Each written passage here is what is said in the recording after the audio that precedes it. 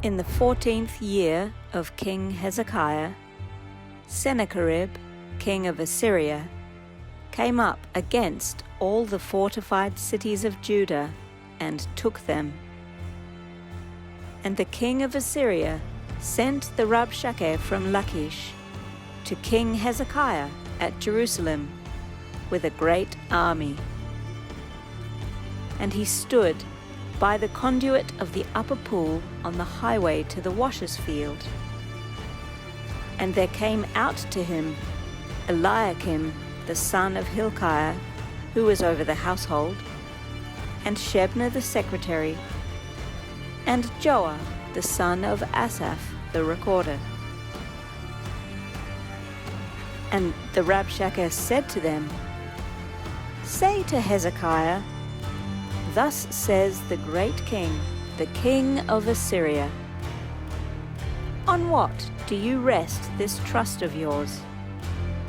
Do you think that mere words are strategy and power for war? In whom do you now trust that you have rebelled against me? Behold, you are trusting in Egypt, that broken reed of a staff which will pierce the hand of any man who leans on it. Such is Pharaoh, king of Egypt, to all who trust in him. But if you say to me, We trust in the Lord our God,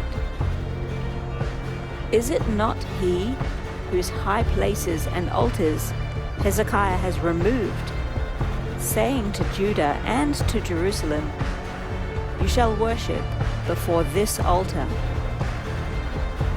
Come now, make a wager with my master the king of Assyria. I will give you 2,000 horses if you are able on your part to set riders on them. How then can you repulse a single captain among the least of my master's servants, when you trust in Egypt for chariots and for horsemen? Moreover, is it without the Lord that I have come up against this land to destroy it? The Lord said to me, Go up against this land and destroy it. Then Eliakim, Shebna, and Joah said to the Rabshakeh, Please speak to your servants in Aramaic, for we understand it. Do not speak to us in the language of Judah, within the hearing of the people who are on the wall. But the Rabshakeh said, Has my master sent me to speak these words to your master and to you, and not to the men sitting on the wall, who are doomed with you to eat their own dung and drink their own urine? Then the Rabshakeh stood and called out in a loud voice in the language of Judah, Hear the words of the great king, the king of Assyria. Thus says the king, Do not let Hezekiah deceive you, for he will not be able to deliver you. Do not let Hezekiah make you trust in the Lord by saying, The Lord will surely deliver us. This city will not be given into the hand of the king of Assyria. Do not listen to Hezekiah, for thus says the king of Assyria, Make your peace with me and come out to me. Then each one of you will eat of his own vine, and each one of his own fig tree, and each one of you will drink the water of his own cistern, until I come and take you away to a land like your own land, a land of grain and wine, a land of bread and vineyards. Beware, lest Hezekiah mislead you by saying, 'The Lord will deliver us.' Has any of the gods of the nations delivered his land out of the hand of the king of Assyria? Where are the gods of Hamath and Arpad?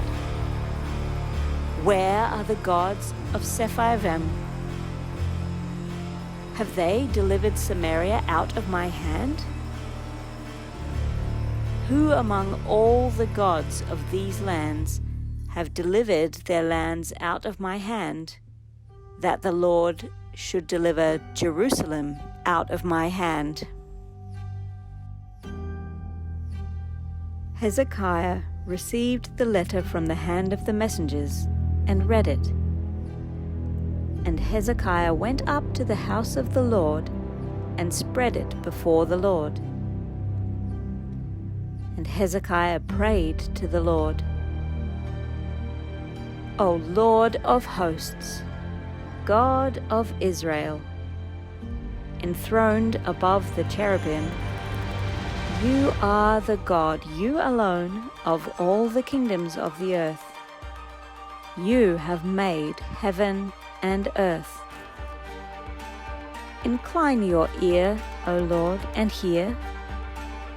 Open your eyes, O Lord, and see, and hear all the words of Sennacherib, which he has sent to mock the living God. Truly, O Lord, the kings of Assyria have laid waste all the nations and their lands, and have cast their gods into the fire. For they were no gods, but the work of men's hands, wood and stone. Therefore, they were destroyed. So now, O Lord our God, save us from his hand, that all the kingdoms of the earth may know that you alone are the Lord."